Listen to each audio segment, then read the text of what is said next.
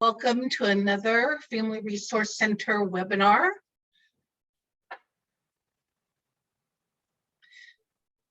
All right, well, it's 6:30 and I want to be respectful of everyone's time, so we'll go ahead and get started. So I'd like to welcome you. Tonight's presentation is Understanding Your Child's IEP. So Special Education 101 is what I like to call it. So I want to tell you just a little bit about the Family Resource Center. If you haven't joined us before, I'd like you to know about this. If you have, I apologize, you've heard this.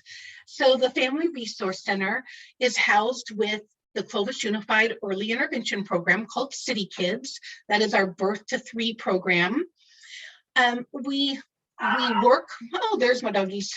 We work closely with the families and the staff as families are learning to navigate having an IFSP. We help families as they transition to the district, and if they have an IEP at age 3, and continue to serve families all the way up to age 22. So we offer support and information, help families navigate all of this. It's parent-to-parent support. It's helping you understand your parent rights and getting you connected to the resources you need, whether that's in the community or within the district. One of the things we do are these special education workshops, and so we're glad that you could join us. So real quick, a little bit of housekeeping. That is wrong. I'm using the wrong screen. We are not using the chat feature, sorry. We are using the question and answer feature. So if you would like to put in the chat who you are and where you're from, we'd love to say hello. That would be great. But for questions of the presenter or myself as we go through the evening, please use that question answer feature because it helps us keep track and make sure that your questions get addressed. The settings, again, I'm using the wrong screen. I'm sorry, you guys. Last minute change. So inevitably, I get this every time. We are in webinar mode, so your video is off. We cannot see you. We cannot hear you. This is to limit distractions. We want your feedback. We want your participation. But again, we're going to do it through the chat feature if you just want to connect with each other. But if you have a question, again, you're going to use the question and answer feature. I forgot something very important, and I'm going to pivot. I swore I wasn't going to use that word anymore, but here I am. I'm pivoting. Rebecca Rodriguez is here tonight, and she is translating for us into Spanish. So if you need that feature, you are going to click that button at the bottom bar that says interpretation. And I'm going to let her explain that real quick.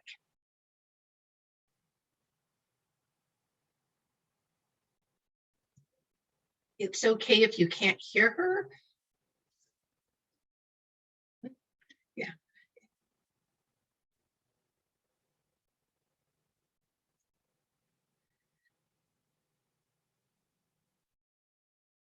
So sorry, we're having an awkward pause, but it's because I'm trying to give her an opportunity to speak to folks who need that translation. Okay, so, and what she was saying was that if you are going to use that Spanish translation feature, can you please let her know that in the chat, just so she knows who she's connecting with? Handouts, in just a moment when our wonderful presenter kicks off, I'm going to put the link to the handouts for the slides tonight, for all the resources that we're sharing. But I also, it's in the email that you received about an hour ago. I added the link to that email as well. Quickly, there will be a survey at the end of tonight's presentation. When we log off of Zoom, you're going to see it pop up. It'll say, do you want to complete the survey? Please do that. It is so important. Your feedback is valuable to me. It helps guide these trainings. Are we meeting your needs? Are we doing topics that are relevant to you? So it only takes a minute, I promise.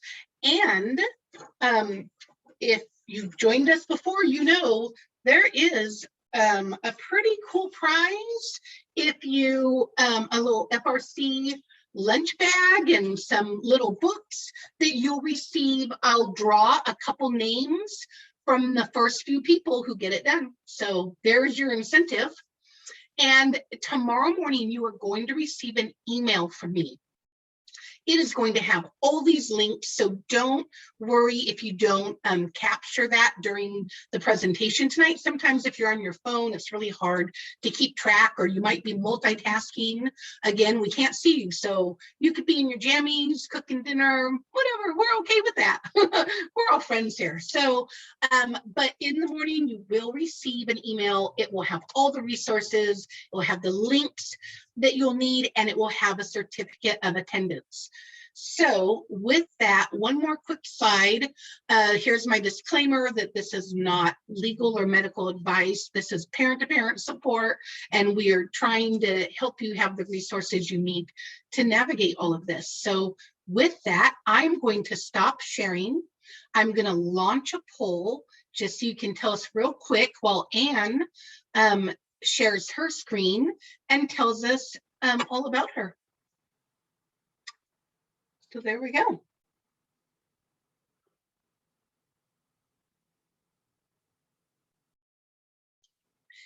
Do you have capability to share? Oh, there you go. All right. I'm turning it over to you, Ann. All right.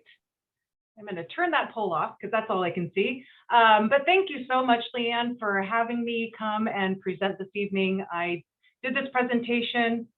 I remember it was during COVID. I can't remember if it was last year or the year before. It kind of all meshes together, but I remember that it was well received, and I absolutely enjoyed meeting families from our district. And so my name is Ann Castillo. I'm one of the assistant directors for special education. There are two of us. I specifically oversee the secondary programs, and I also support placement of students in the non-public schools and support our mental health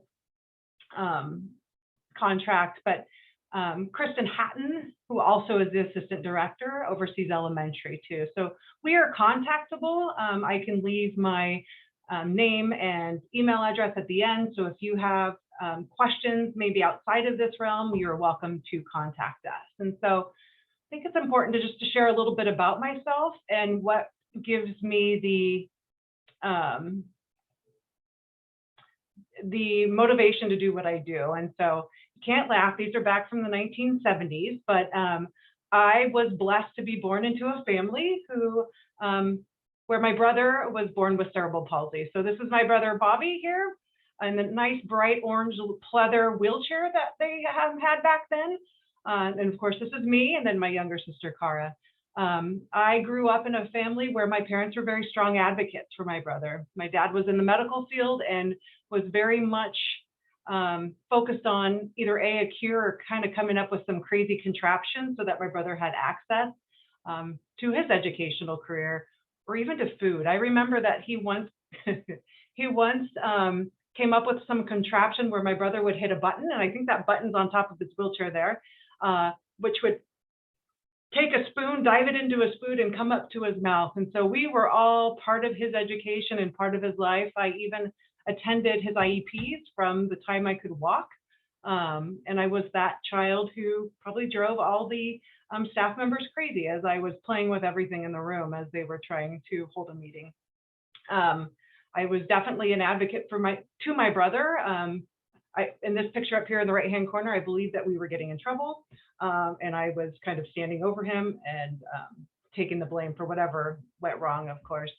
I will tell you that my brother passed away when I was 20 years old and he was 21, and it was a difficult time for us because, like I said, I grew up in a family where advocacy happened every day, and when he passed, I was a little bit lost in life, but then I was able to kind of find my path, and that was to become a special education teacher, to give back to what so many professionals gave to my brother and our family. So I do want to point out one other creature here on the screen. That's Jack Daniels. Had no idea that my parents named our family dog, after a liquor, but I realized that later on after I was growing up just a little bit. So that's my family. And again, my brother has passed away, and it's been 28 years this May. And so it's been quite a while.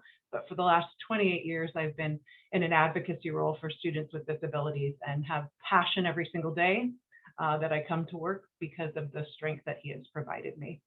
So that's just a little bit about him or us. And just so for today, or this evening, I wanted to take you over the agenda. I in no way can tell you everything about special education. I went to school for 11 years, and even to this day, I've been in my job for 22 years, maybe 23. I still learn new things every day, and laws are always changing. And so please know that this presentation is just a brief overview of special education, particularly the IEP and how we can work together as a team. I will tell you, and I will start with this, that I am not an attorney, don't want to be an attorney, and none of my presentation has any legal citations except for this slide.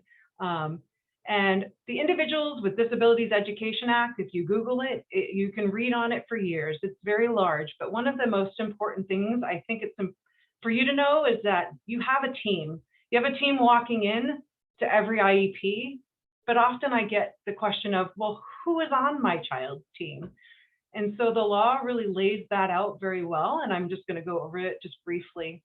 Obviously, parents, we want you at the table. I had a parent the other day apologize for her strong advocacy for her child, and I said, please don't apologize. We want you at the table. We consider you your child's biggest advocate, so please come. Then it does say not less than one regular education teacher. And for the longest time, I had to say, well, how do you get less than one? But what that means is a general education teacher needs to be invited, and not less than one, meaning that they need to stay the entire duration of the meeting. There's a lot of important participation that they can partake in as we develop an IEP together. It may be that your child isn't in regular education or general education, and there's an excusal process for that. We also want the special ed teacher there the whole time. That's why it says not less than one. And so obviously they're appropriate as well. I will say, if you're in the high school arena and your child has multiple regular education teachers or even special ed teachers, the law requires one, and we often ask the teacher that maybe where the child has a significant area of concern, that teacher come. And so we talk through that with the staff on who is going to be the representative at the meeting. A representative from the local educational agency, that often is a program specialist or a school site administrator. I myself get to attend IEP meetings, and it's an absolute pleasure, and I serve as that role. The other person that is required is somebody who can interpret the instructional implications if there's an evaluation. So let's say there's a psychologist who did a psych report. The psychologist needs to be there. Or a speech and language pathologist that did a report. They need to be there as well. And then at the discretion of the parent, you can invite who you would like to an IEP meeting. They have to have knowledge or expertise regarding the child. And so we welcome you to bring people. And then it says, whenever appropriate, the child with a disability. We are required by law for a transition plan to start inviting students. In the IEP year, they turn 16. So you will see that we will start to invite them then. If you would like them to be in attendance before that time, you let your child's teacher know, and we will make arrangements to do so. All right, Leann, any questions? No, not so far. That must mean I'm doing okay. I love your comment about that, how many times a family says to you, who is my team? I remember as a mom, literally, I mean, probably the first 2 years of going to an IEP, and I just sat there and smiled and nodded like a deer in the headlight and walked away thinking, who on earth were all those people? And it was intimidating. You know, they were professional and just trying to keep track of who everyone was.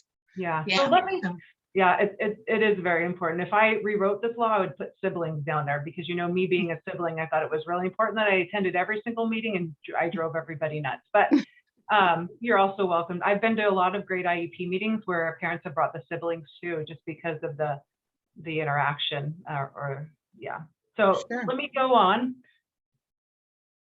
Oh, I feel like I missed the slide, but that's okay. The other important thing is your procedural safeguards. Procedural safeguards are given to you every year, or they're also given to you anytime that there's some sort of assessment being done, or if there's a filing for a due process. And it's important for you to read over your procedural safeguards at least once. When I do new teacher trainings, I make them read them once. It has so much good information in it, but it talks about when you can request an independent educational evaluation, or what is a prior written notice, or when do they need parental consent, or how can I get access to student education records. And if you have a dispute, it also lists there the steps to take if you are in that position. So that is an important document that you are given at every IEP meeting. I do often hear parents like, nope, don't need another copy. I could wallpaper the whole entire house. And you do have a right to say, no, thank you, I don't need it. But if you do have questions at the IEP meeting regarding anything in the procedural safeguards, you are welcome to ask, because we are the experts of this area, and we can definitely explain things to you. Let me see. I feel like I skipped a slide. Oh my, okay, hold on. I am organized. I will tell you I'm organized. Okay. So the other important thing to know, and often I have a lot of questions regarding eligibility. So there are 13 categories of eligibility for students in order to receive an individualized education plan, or an IEP. A category of eligibility is often confused with a medical diagnosis. When we assign a category of eligibility in special education, it is an educationally related category. So for example, if we assess a student and we find that they're eligible under autism, that doesn't mean that we've given them a medical diagnosis. If you do have a medical diagnosis of autism or a visual impairment or any of those things, we ask that you share that information with us so we can consider that doctor's report as part of the IEP, meaning we'll go over the recommendations to see how we can work together to best meet the needs of the student. So that's something that comes up often. The other thing that's important to know is when there is a category of eligibility, that's what gets the student an IEP. It doesn't dictate what their program is going to look like. For example, not all children who meet eligibility under autism need to be placed in an autism program. Not every child who, let's say, is speech and language impaired needs to be pulled out for speech and language services. It's through the course of the IEP, as we go over the draft, that we will then determine what level of support and services the child needs. Okay. The other important thing is that there are so many pages of an IEP. And if I can tell you, when I first started back in 1999 as a teacher, there were 4 pages of an IEP, and that's it. And it was on triplicate form. And I'm a perfectionist with writing, so often I would rip them up and throw them out, rip them up and throw them out if I couldn't get my present levels lined up good enough. But that was 4 pages. And now I think we're at 13 pages. I'll have to go back and look. I am not going to go over every page. I do not want to overwhelm you. Again, I am here for you if you have questions regarding a specific page, but they are all so important in the process of developing an IEP. Information and eligibility, that's where you'll find the dates. That's where you'll find your address, your phone number. That's where you'll find how your student or how your child is eligible for special education. If you have a child who is 16 years or older, there's 2 pages about a transition plan on how we're going to support the student with activities and services within the school setting so they can complete or transition to life after high school. The present level section often is the bulk of the IEP. It's often many pages long, but it goes over things like how your child is doing, both their strengths and areas of need for academics and behavior, communication, their motor skills, health, daily living, nursing, all of that is included there.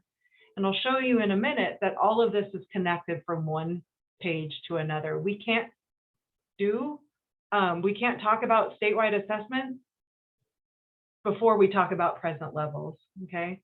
We can't talk about special factors before we talk about present levels. So we go in order when we present the draft of the IEP.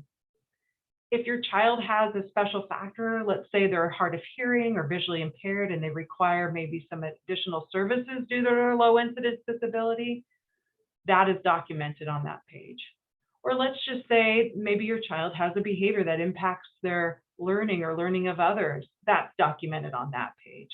So all of it's very important. And again, we go through years of college to learn how to do all this. And so I'm not going to be able to go over it bit by bit in this presentation. And then statewide assessments, all students take statewide assessments, but does your child take the statewide assessment or do we look at an alternative assessment?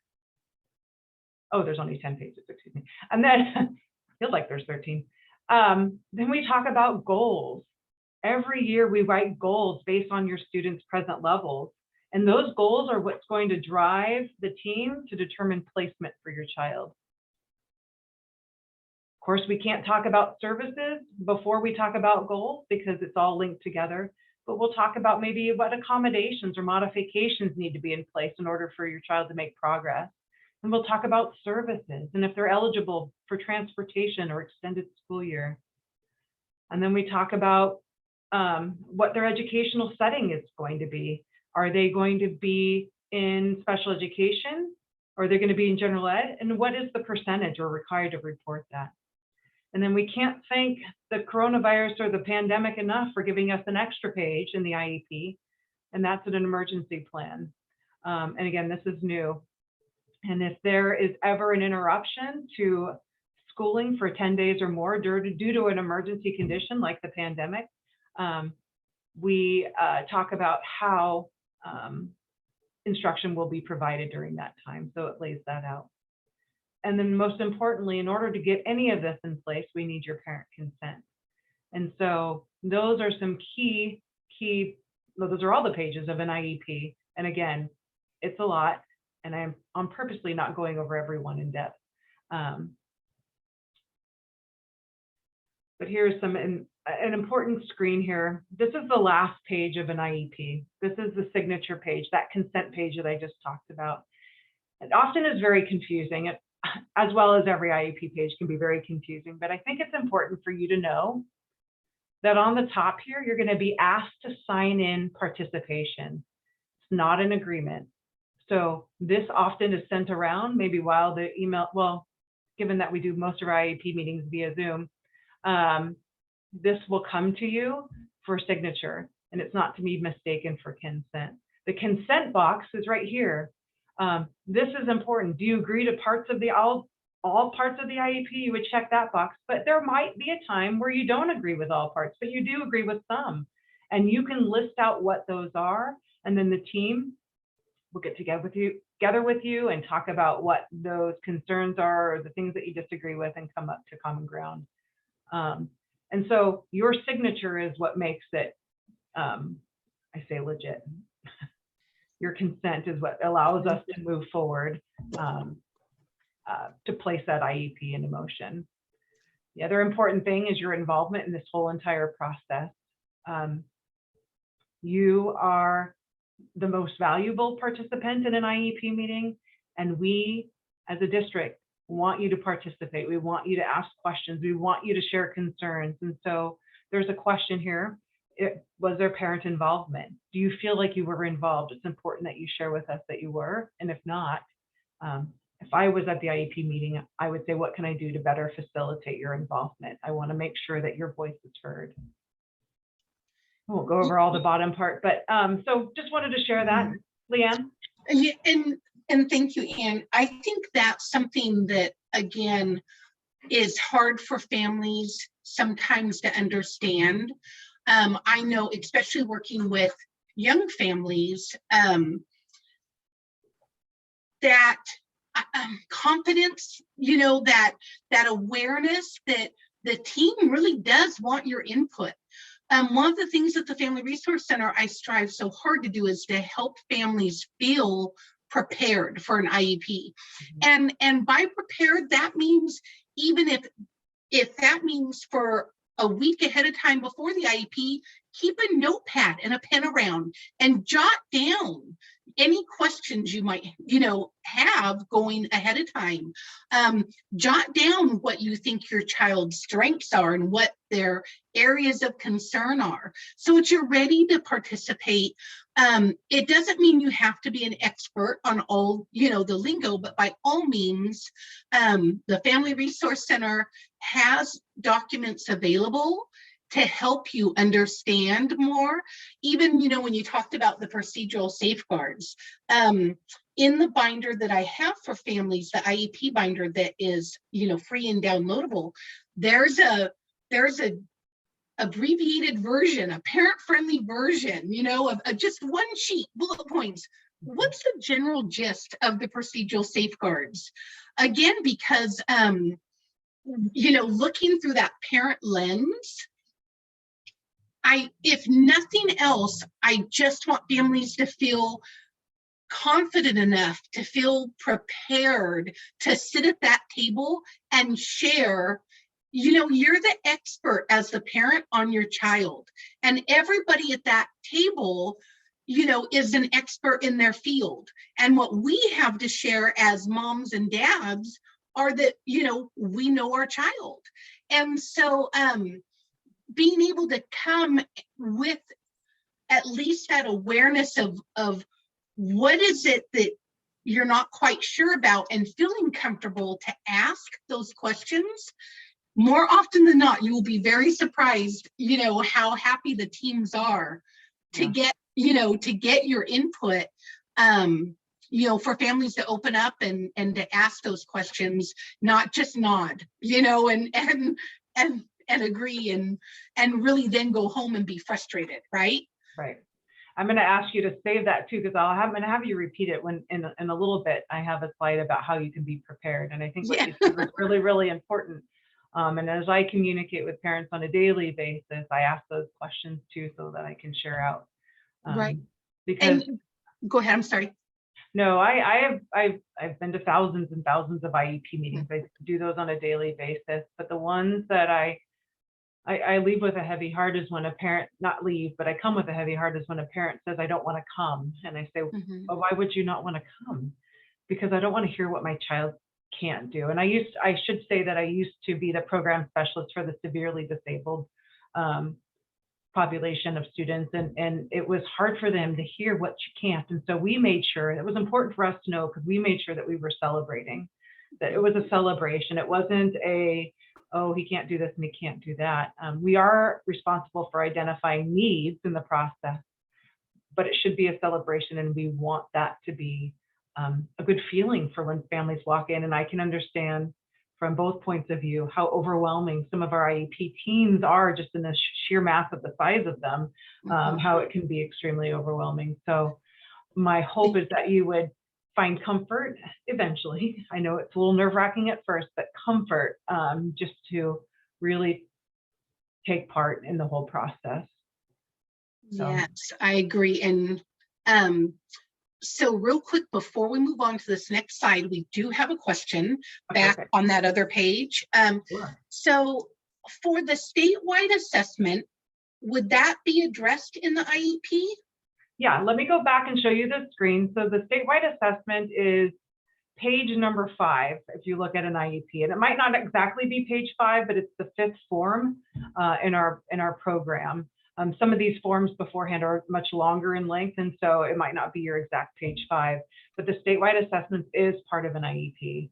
And it will identify what assessment they're going to take and what accommodations they may need through that process.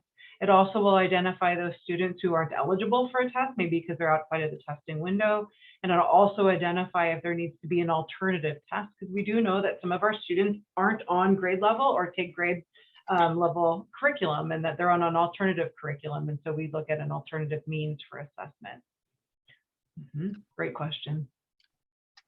Okay. Okay. Thank you for asking that. I said this once before, but I'm going to share it again, that everything we do in special education builds on one another. So I've been in many meetings where parents will say, I just want to go right to placement. Just tell me where he's going to be placed. And we can't talk about this dot without talking about these two dots first. And so we have to go over where the child is presently performing, before we even talk about goals, because those goals are going to be based on the needs that we identify here in the present level. And then those goals are what's going to drive the placement. We want to make sure that the child is educated in their least restrictive environment and that they receive a free and appropriate public education. We would not want to place them in a more restrictive setting if it wasn't needed. And so we really look at that with a fine-tooth comb as we go through the draft of the IEP. And so that's really important. I've said this a couple times when I say draft. I think that way back, in the 1999 when I first started, that I could walk into a meeting with a parent and write the IEP with them. It is important to know, though, that with those 10 pages, and often IEP documents are 20-something plus pages long, that we ask our teams to come in with a draft of the IEP to document what the present levels are, to document what some proposed goals are. And it's at the meeting where we go and present that to you to see if we need to make any changes or edits, and then move on to further discussions about placement. And can I ask a question real quick? Yeah. You mentioned the least restrictive setting, and I think that's a term that some families aren't familiar with. Okay. And, yeah, do you think maybe you could explain what that means? Yeah, sure. So in special education, when we look at an IEP, we are mandated to look at a child's least restrictive environment. And so what happens is we look at the continuum of services, right? We just don't have one special education class, or not all students with disabilities go to this class. We have to look at least restrictive would be a child in a general education class. Maybe they have an IEP, but they need some assistance with academics. And then we look, well, maybe they need a little bit more assistance. So let's look at a little bit more restrictive would be a child who maybe is pulled out of their general education class to receive some academic support, let's say. Well, maybe that's not where those goals need to be delivered. Maybe they need more restrictive. So we have what's called special day classes. We have special day classes for students with autism. We have special day classes for students with social emotional needs and more academic support. And so that is more restrictive because we are removing the child from their general education peers. We, at the maximum extent appropriate, try to integrate them. Maybe it's an elective or at recess or things like that, but they're educated for most of their day in that special day. And then it goes even more restrictive after that. Anytime we remove a child from school period, let's say like home instruction, a child is on home instruction, that's even more restrictive because now we're removing them from their peers. And so there's a whole continuum of services or placements that the district has to consider when we're talking about least restrictive. Did I do that okay, Leann? You did a great job. And I've got in that IEP binder, you'll see a little, and which is available in the drive, if I didn't say that. But I have a little visual chart because, as a mom, that really helped me understand, a visual of what they were talking about. But also,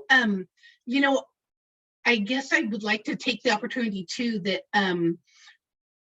often, I hear parents, it's so easy in groups, when it's good to have support and to connect with other families that are in a similar situation.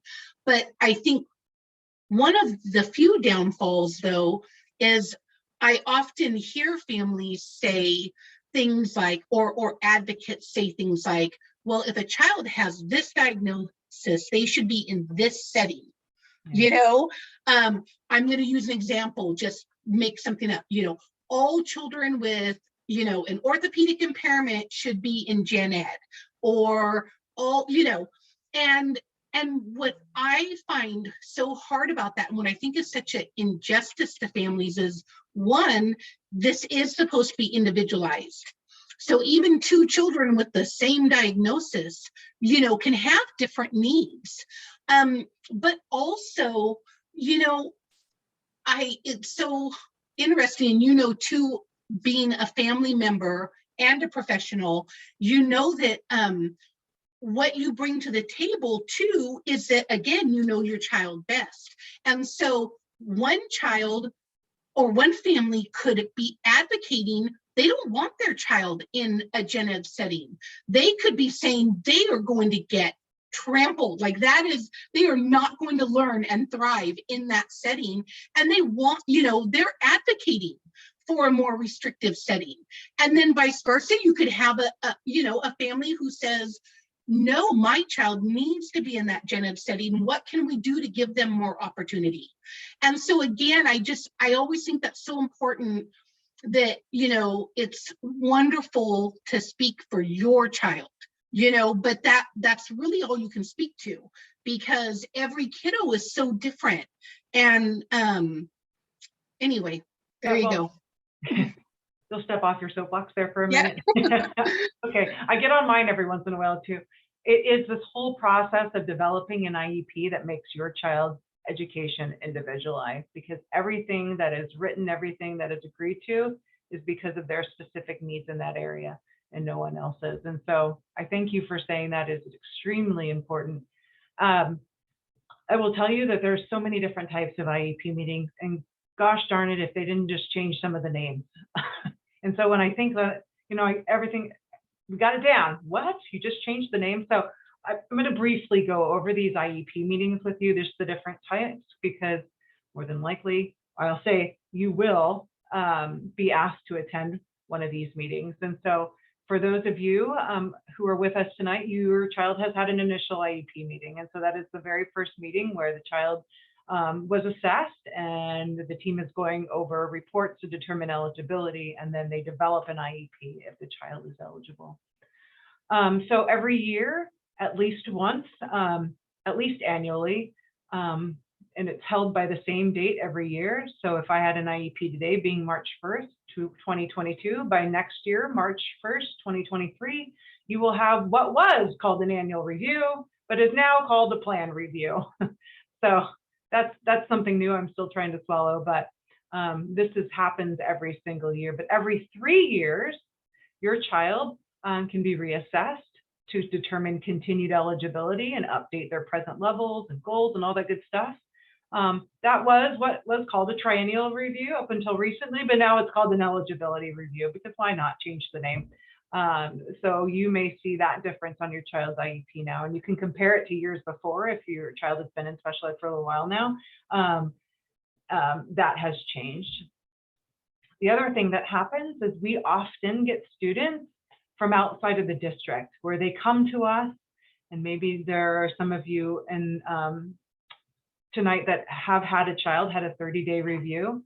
When a child comes to us from out of district and they have an IEP, we do what's called an interim placement, where we place them in like programs. It's not always exact, because one district is different from another, but we place them in a like program. And then 30 days later, we have what's called a 30-day review to discuss appropriateness of the placement that was made, and if there are any changes that we need to make to an IEP team. Okay, but there's more. It's not just those 4. Why not have a couple more? So there's what's called a manifestation determination meeting. This is absolutely related to an IEP. We would hope, as a parent, I have a parent of 2 children, that I wouldn't have to go to this meeting for them, but when a student commits an ed code violation and they're up for expulsion, or they have a suspension for more than 10 days, the IEP team holds what's called a manifestation meeting, determination meeting, where they determine if there is a relationship between the student's disability and the behavior that was subject to the disciplinary action. And yeah, those are hard meetings to attend. I understand as parents. And again, we hope that that doesn't happen, but we do attend some every once in a while. And then we have what's called IEP amendments. So at any time during the course of the year, there may need to be changes to the child's IEP. Maybe they've met their goals, or maybe there was even a typo in there that we need to change. It doesn't necessarily mean that we have to meet in person, but if we change any part of the document, after you consent to it, we write an amendment, and we need your consent before amending it as well. And so The most important thing that you need to know, though, is that you as a parent can request a meeting at any time. We do need to let you know that we have there's timelines for everything related to special ed. And the timeline associated with this is that the district has 30 days to schedule that meeting. There is not such thing in the law regarding emergency IEPs. We will try to work with you to schedule something as quick as we can, but we are working with a 30-day timeline, knowing that school's going on, other meetings are taking place and things like that. Oh, that was a lot, Leann. You're doing great. I'm going to keep going.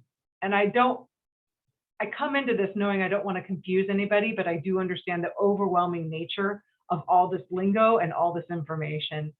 So again, I invite you, and I'll put it in the chat box when I'm done, to call me or email me if you want me to go over something more in depth, or you have questions regarding anything related to this. I'm happy to make myself available to do that for you. Yes, and it is being recorded, so they can watch it in slow motion too. Oh, Freeze frame it and slow don't it look down. at me in slow motion. Yeah. So Leann already really hit on this earlier, but how to be prepared for an IEP meeting. And I don't know that anybody will ever be totally prepared, but I can tell you, just based on my experience for communicating with parents over the years, that it's important that you share your educational concerns. Sometimes there will be a teacher that asks for them before the meeting. There is a spot in the IEP itself that addresses your concerns or documents your concerns. But if you're not called beforehand to ask what your concerns are, you will be asked at the IEP meeting for sure. We don't want to go through the duration of that meeting without addressing your concerns. So as Leann said, get that piece of paper out before the meeting and start documenting things that are coming to mind. Even if it's not a concern or you want to talk about it, document it down. It's always good to be as informed as possible, and you can request prior to the IEP meeting, if it's available, a draft of the IEP, like the present levels and the proposed goals, so you have an idea of what was documented. We know that you are 100% involved in your child's education, but we know that you're also not there every day in the school environment. So this is present levels is where all the service providers, including the special ed teacher, is going to document how your child is doing, what their current needs are, and things that they're progressing on. Oftentimes, parents ask for a copy of, when we do an eligibility evaluation, I forgot to change it, which was a triennial IEP where your child is being evaluated. You can request a copy of that evaluation, but we're only able to provide a copy to you if they're complete prior to the IEP meeting. Oftentimes, because we're going in 10 different directions, sometimes we're finishing up, within the hour before. And so that might not be possible, but you're welcome to ask for a copy, and we'll provide that if it's complete. The other thing that's important for you to know is who's going to be there. Anytime I go anywhere, in order for me to be calm, I need to know who's going to be there. That way I can be prepared if I have additional questions. And so you will receive what's called a notice of meeting, and it will tell you who's going to be there. At least was it going to be a teacher or a school psychologist. And so you'll know. You can even call teacher and say, who's going to be there? I just kind of want to be prepared. Who's going to be there? I would recommend that you do that. If you intend to bring anybody else, we ask that you let us know.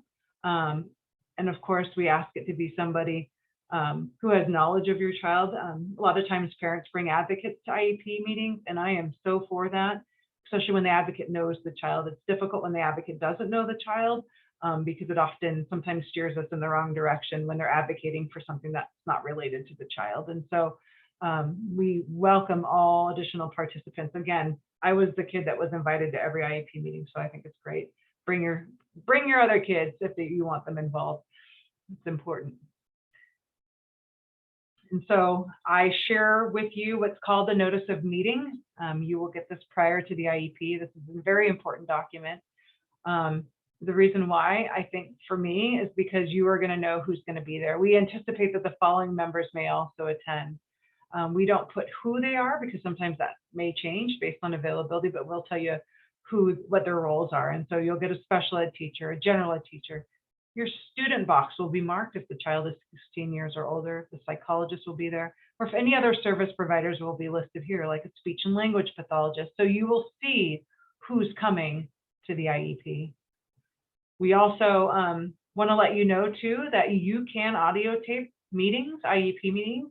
Sometimes parents do this because it's so much information to process and they like to listen to it over and over again after the IEP meeting.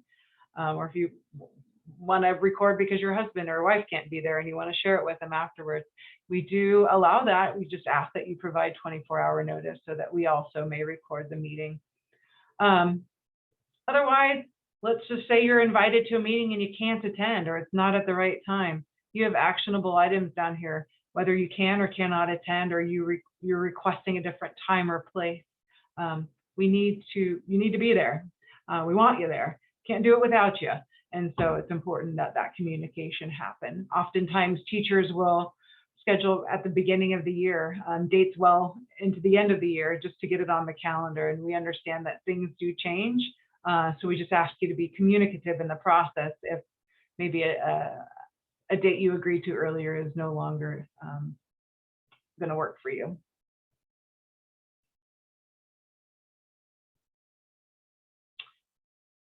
So how to prepare for an IEP meeting? At least that's what I think it says. I can't say this. So as Leann already shared, she is such a valuable asset to our district and to our families. And so if you are preparing for, even if it's not your first IEP meeting, it's your second, your third, your fourth, it doesn't matter.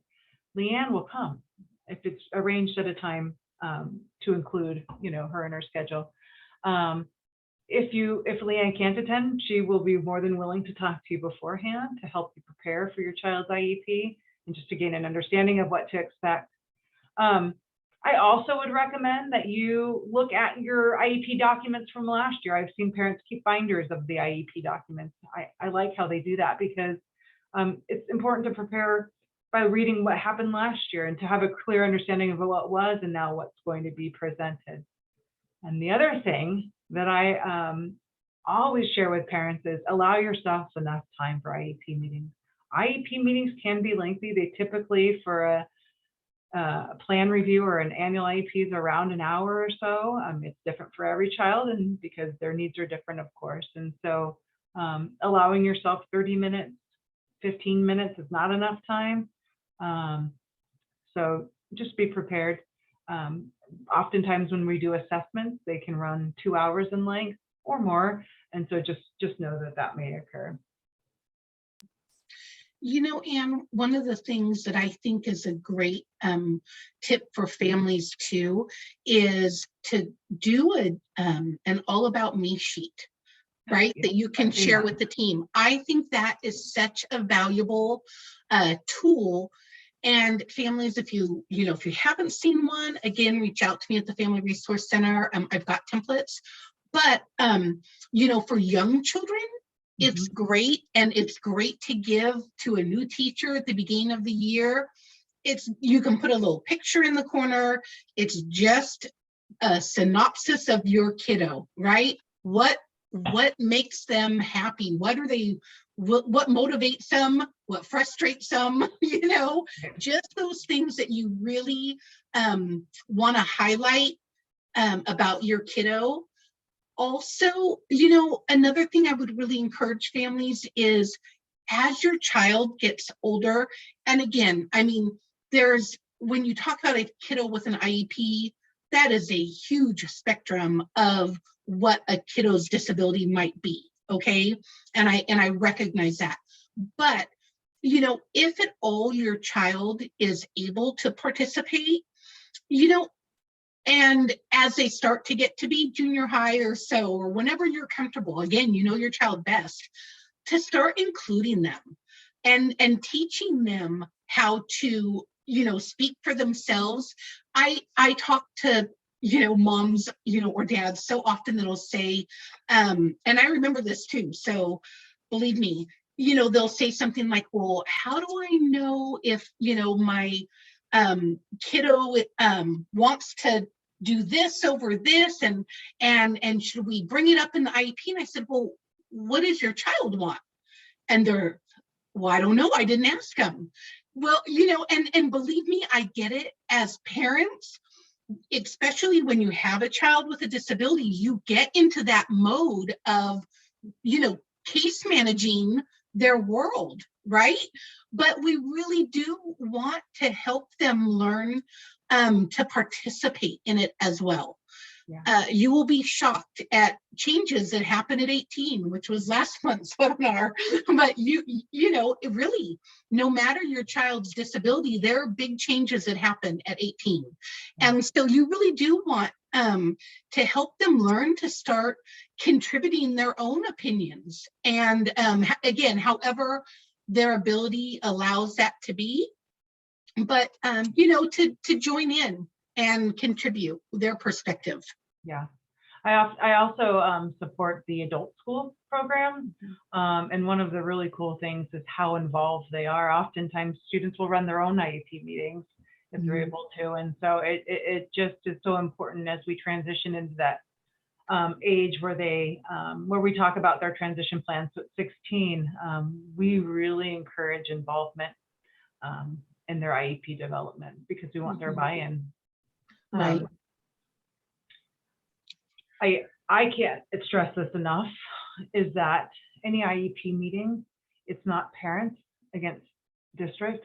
It is definitely focused on teamwork. I have found the most successful teams trust one another, take the time to get to know one another. They share concerns, they network, they collaborate, they support one another, they do hard work with each other. And so in any teamwork, that's so important, but especially between the district and family, because we do in our eyes see you as part of a valuable team member, see you as a valuable team member. So I think that that's important. The other thing when we talk about partnership, you know, with each other, I remind not only staff and parents, everybody, that it's important as we sit through and we learn about students that we lend a listening ear and we consider the information and options shared by everybody. Everybody has a unique role in an IEP team. And so it may not be something you agree with right away, or you're not really unsure. We just ask that you listen and then come up with questions. We also ask, and I do this with any team I work with, it's not parents and district staff, but any team I work with, and I do a lot of, I do a lot of talking and I can't talk. And I do a lot of trainings in which we always assume the good faith and the best intentions of others. I know that when I go into any meeting, I look around the room and I know that everybody is there for the child. And so I assume that from everybody, and it just leads to really good conversation and partnership as that we go on. The other thing that I think is really important is just that communication. That ongoing communication is so important. I'm not talking about calling the teacher every day. You don't have to do that. But if there's things coming up that may be barriers to your child accessing their education, or maybe there's a rough time going on, that we know that, because we want to be a support to the child within the school setting. If there's been a diagnosis or something, we ask that you share that because it will help us in the educational planning. So, there might be challenges that present themselves from here to there, but I think that if we establish that good ground communication, I think that we can work through any challenge together. I really do believe that. And so I don't know, Leann, if you want to add anything about partnering techniques, but those are definitely ones that I think are so very important. Oh, you're so right, Ann. And again, I absolutely relate that it can be daunting when sometimes even just personalities, right, can be hard. And so but again, think about what the big goal is. The big goal is that these are the people working with your child, and so you really do want to come in with that collaborative attitude. That doesn't mean that you're not advocating, but it means being respectful. And so I can remember at first too, just being so amazed at the fact that I think sometimes as a parent, like you said, it can feel like an us against them, but you would be shocked, families, to know how many people are working in special education because of, just like Anne, because of their own personal experience.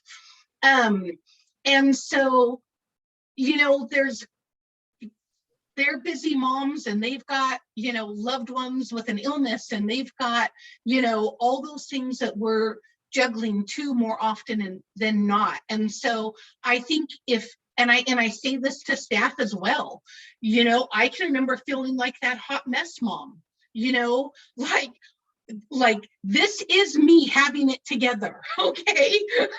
This is my A game right here, believe it or not. And so, and just, you know, trying to keep up with it all.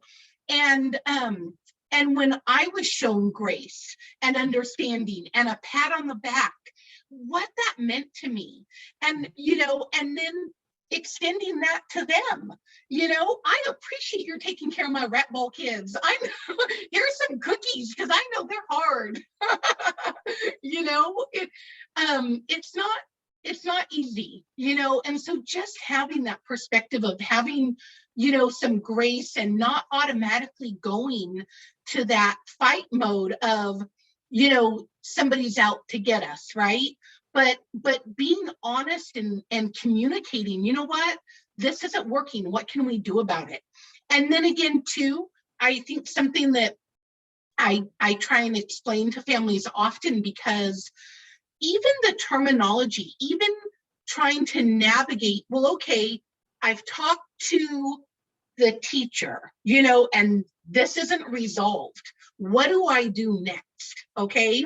And so even just understanding the chain of command, you know, I talk to families constantly, and I'll say, well, it sounds like you've really kind of come to a stalemate. You know, everybody's done what they're supposed to do, and you're just not agreeing. Have you talked to the program specialist? And they'll say, well, what's a program specialist?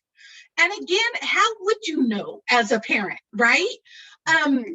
And so it's just, you know, reach out for help if you don't understand, you know. Again, there's none of us who want a family to feel frustrated. We know you have a lot on your plate, and we know this is a lot to navigate.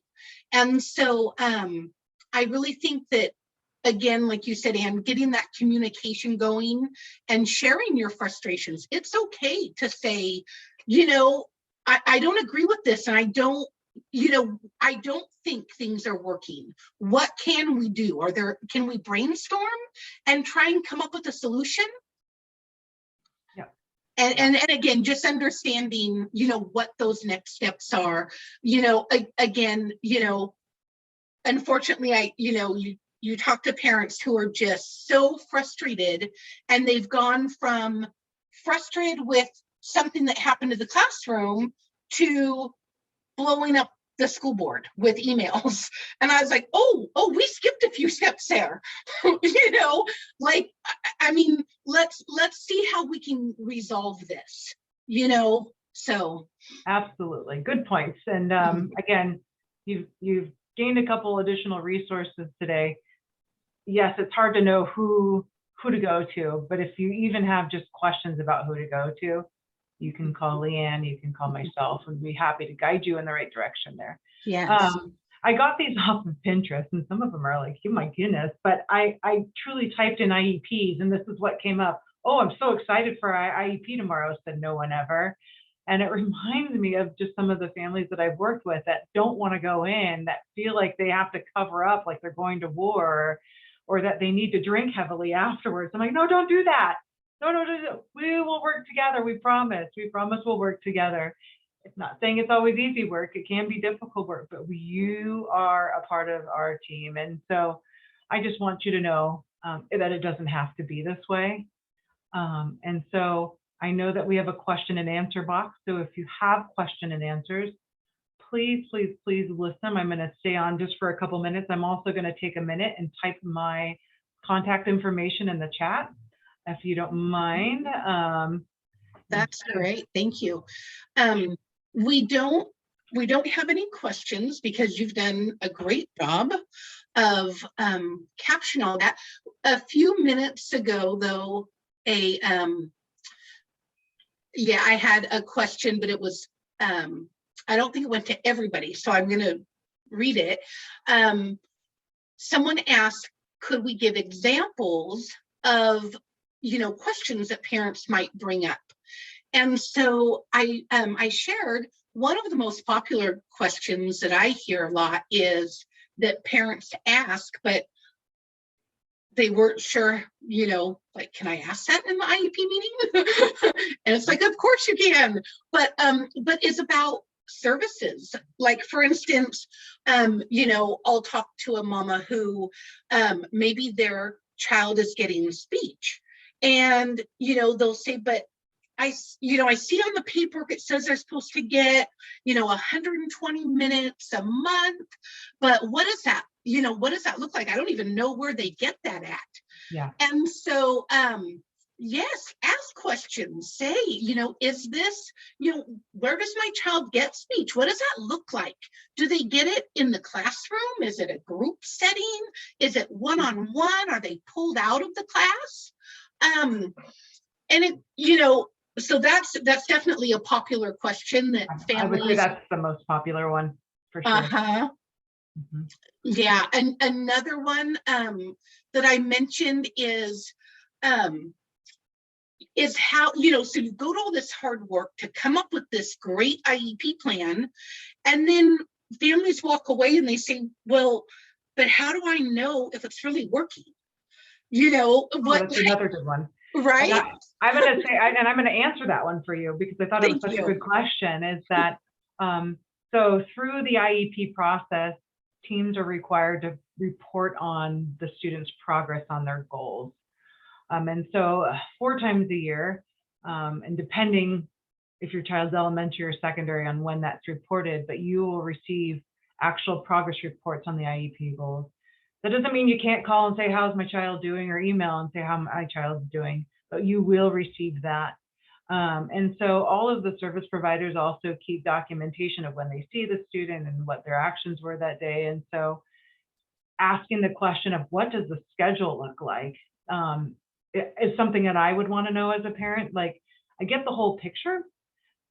I hear the whole picture because that's what we talked about in the IEP meeting, but on Mondays, do they get speech? On Tuesdays, where are they going? Like, just to understand, because often as me as mama would want to know, I would want to know so I can know what questions to ask my child. And when they come home, if they're not ones that are willing or can or able to share out on how their day is. And so those are all very good questions. Well, it doesn't look like anyone has any questions. And so, wow, we're ending early, you guys. Yay. It looks like Marty raised their hand. So, Marty, if you could put your question in the question and answer, that would be amazing. For those of you that feel like you got a good overview, if you want to go ahead and log off, that's great. As I said, I will be sending you an email in the morning with all the resources from tonight. Please check out the Google Drive. There are lots of handy resources in there for you. And always you can reach out to the Family Resource Center. So, but if you want to hang out for a minute more, it looks like a couple people are trying to raise their hand, but I need you to put the question in there. But anyway, so again, when you sign off, a link to a survey is going to pop up.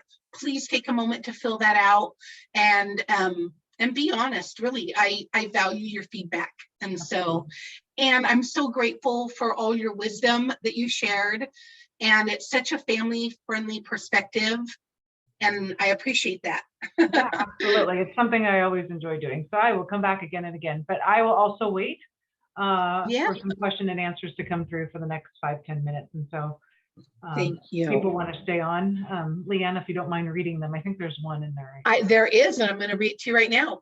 So does the district offer physical therapy services or OT? Yes, so we do have a bunch of related services.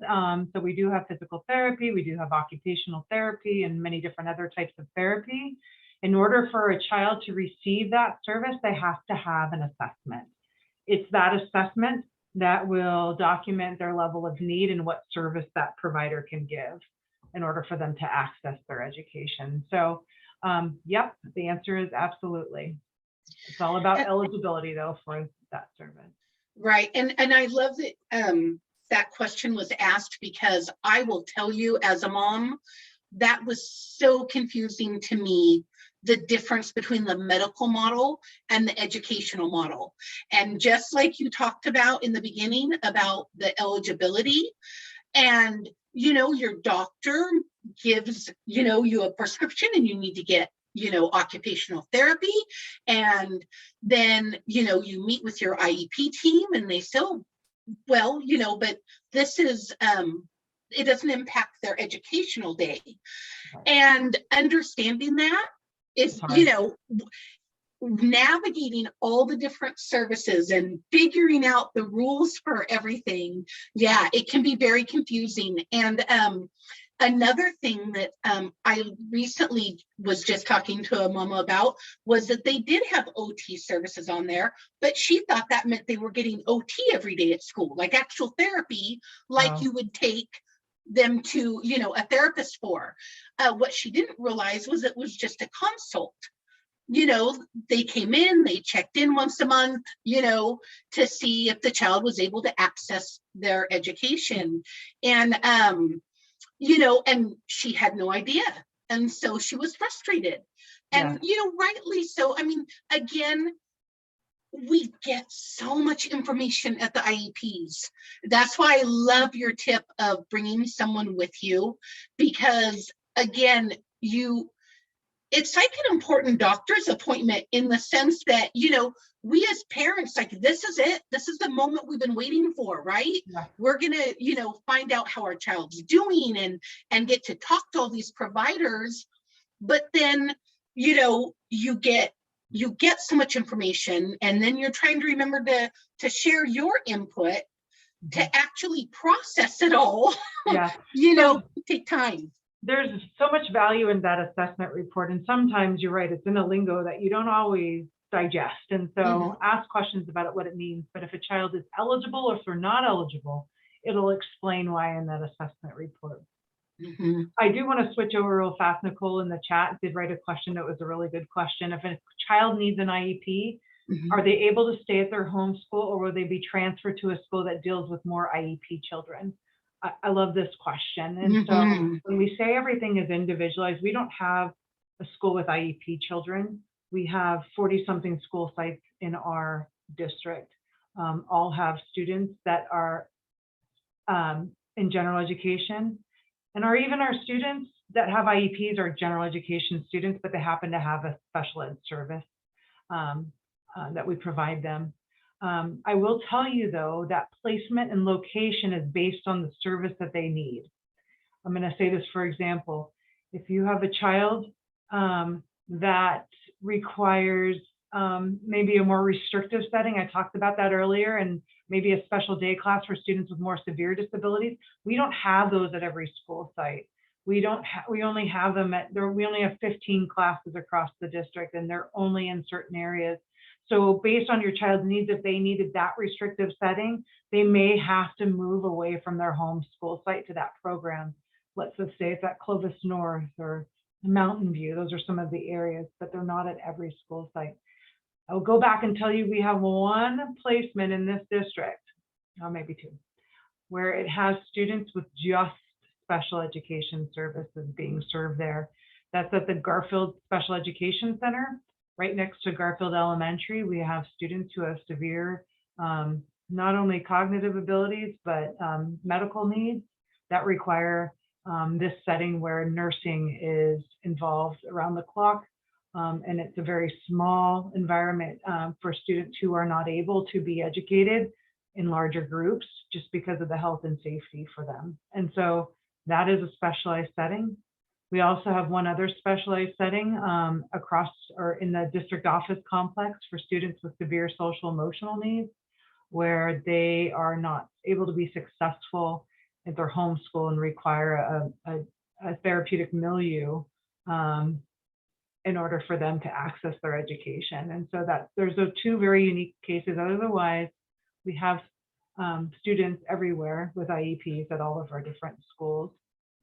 So I love that question. Hopefully I was able to answer it okay. But again, individualized, it just depends on where we can provide that service that was identified. Great. All right, well, I think that was it, everyone. And so again, Anne, I want to thank you for your time. Rebecca, thank you for translating. We so appreciate it. Here, let me, and there, I'll turn that off.